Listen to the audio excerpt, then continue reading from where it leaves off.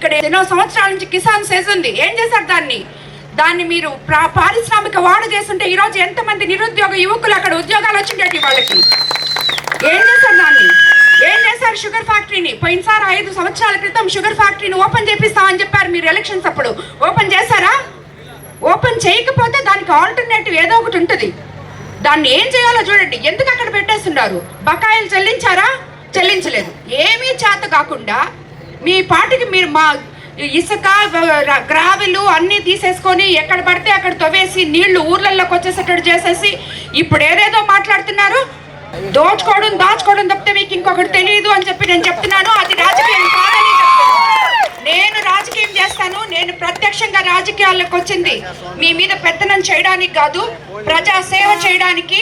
మీకు తప్పకుండా మీకు ఏమైతే చేయగలనో ప్రతి పల్లెని పట్టణంగా తీర్చిదిద్దానని మీకు మాటిస్తున్నాను.